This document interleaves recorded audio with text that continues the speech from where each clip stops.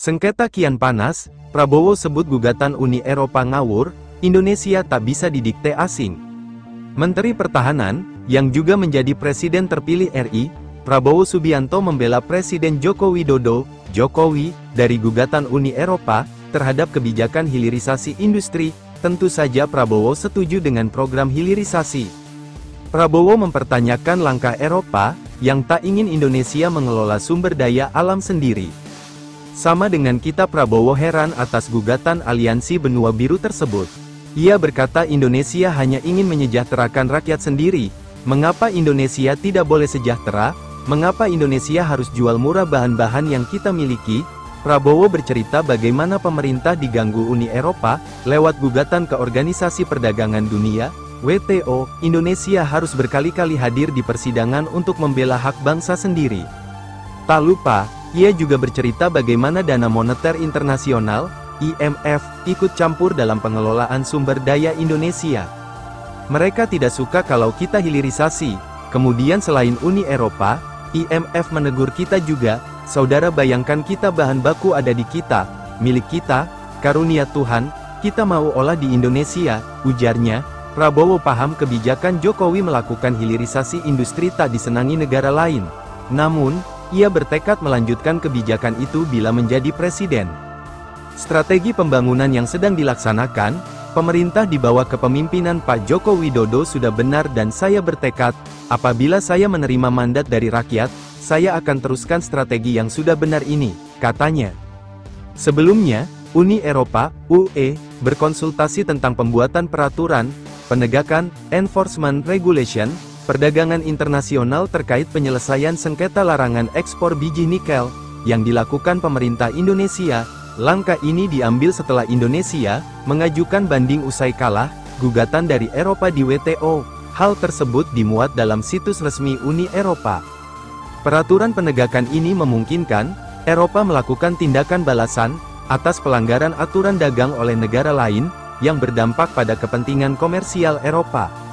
Komisi Eropa menentang keras segala hilirisasi di dalam negeri. Indonesia yang tidak ingin didikte asing, tentu saja tak mau jika harus merelakan kembali kekayaan alamnya. Indonesia menolak untuk melepas ekspor mineral mentah, lantaran nilai yang didapat pemerintah RI sangatlah sedikit. Maka dari itu kita semua berkah menjalankan hilirisasi.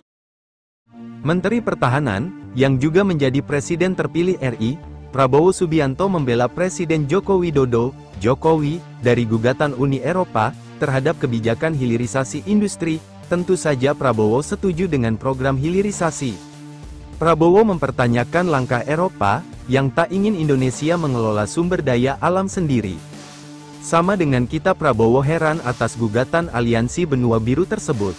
Ia berkata Indonesia hanya ingin menyejahterakan rakyat sendiri. Mengapa Indonesia tidak boleh sejahtera? Mengapa Indonesia harus jual murah bahan-bahan yang kita miliki?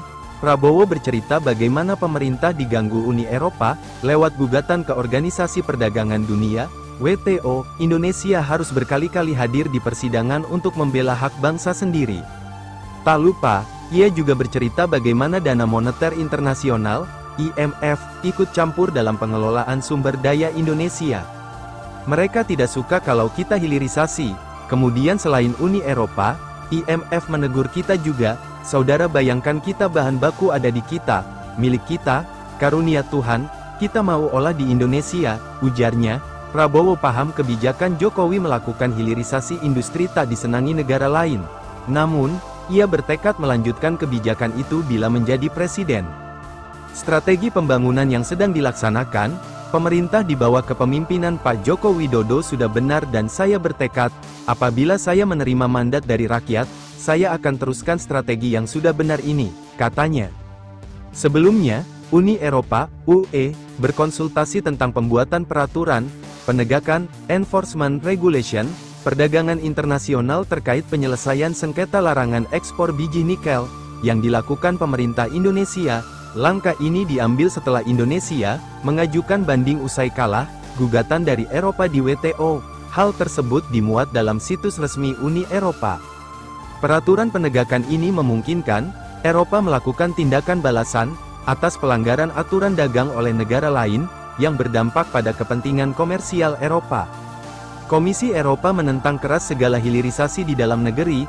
Indonesia yang tidak ingin didikte asing, tentu saja tak mau jika harus merelakan kembali kekayaan alamnya. Indonesia menolak untuk melepas ekspor mineral mentah, lantaran nilai yang didapat pemerintah RI sangatlah sedikit. Maka dari itu kita semua berkah menjalankan hilirisasi.